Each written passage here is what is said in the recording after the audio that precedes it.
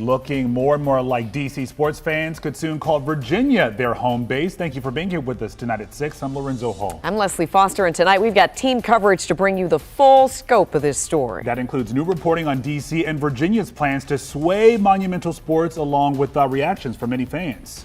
And insight into what could happen to Capital One Arena if this all does go through. Starting us off is Rafael Sanchez Cruz. He's going to walk us through today's controversial announcement from Potomac Yard and what would need to happen to make this move a reality. Yeah, we're talking about a monumental undertaking for the city of Alexandria, public safety, infrastructure, and even flooding, some of the top concerns. Local and federal leaders say changes to the Potomac Yard neighborhood are urgent if Monumental sports and developers want to make the 2028 grand opening deadline of the sports and entertainment complex. Virginia Senator Mark Warner says solving traffic congestion needs to be a top priority. Take Route 1 and reimagine it. And that's going to, again, take some additional federal dollars. We're going to need to make sure we've got a healthy metro. Metro's Potomac Yard station was credited for the selection of the 70-acre plot of land.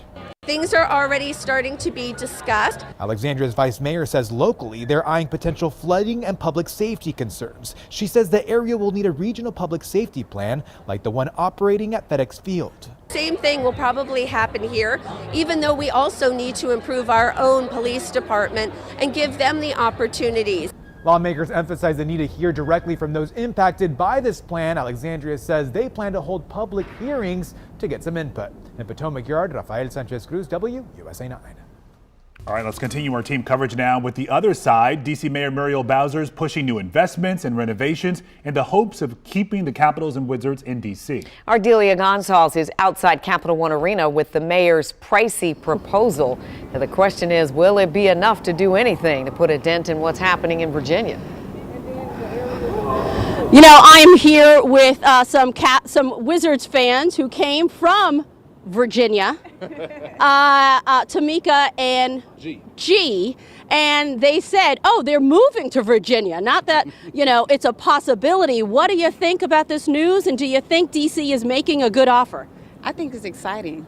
We don't have a team, so I'm excited to hear about it. What do you think, G? To piggyback off what she said, I'm very excited about the possibility of Virginia getting a sports team as much as I love hoops. All right, so you'll be heading to, you don't mind the traffic, a lot of folks are talking about the traffic. Would you be heading to Northern Virginia to go see the games? Absolutely, I come up here to the game, so I definitely would go to Northern Virginia to go. All right, we'll travel, big fans. All right, thanks guys. Let's take a look at the package. The mayor says her best offer is on the table, $500 million over 3 years. Because it's not done. A defiant Mayor Bowser says she is not defeated by Virginia's offer to build a sprawling suburban complex for the Capitals and Wizards. But we know what we could expect there with the traffic and the... A complex that comes with traffic, she says, as opposed to the urban arena that has more metro options. We believe that we have the best setup to move, 20,000 or 30,000 people in and out. The Wizards and Capitals play about 80 to 100 games a year at Cap One, bringing in $25 million in tax revenue alone. All the events at Cap One attract 2.5 million people to downtown, bringing in $340 million in sales revenue. Potentially losing the teams, a major blow to nearby businesses. There's a lot of work to be done, and I think right now it's a challenge because there's a lot of uncertainty in the air. But I think what I would say to our business community is that we're standing together in this. To that end, the mayor has created a task force to re-envision the 5 acres of Capital One without the Wizards and Capitals, a future the city's prepared for despite their best offer. We move with great urgency. We've always taken it seriously, and we have put our best financial offers forward when we were able. So there was some discussion about the Mystics, also owned by Monumental Sports. They're now in Southeast. Possibly, if the other two teams move, they could play their games here. The mayor didn't have any comment on that. She says that's news to me. Back to you in the studio. It says a lot. Clearly, there's still a lot to figure out here, a lot to be done, more conversations to be had. Yeah, both officially and behind the scenes. Yeah. And we know you're having conversations about this too, because we're hearing a lot about it.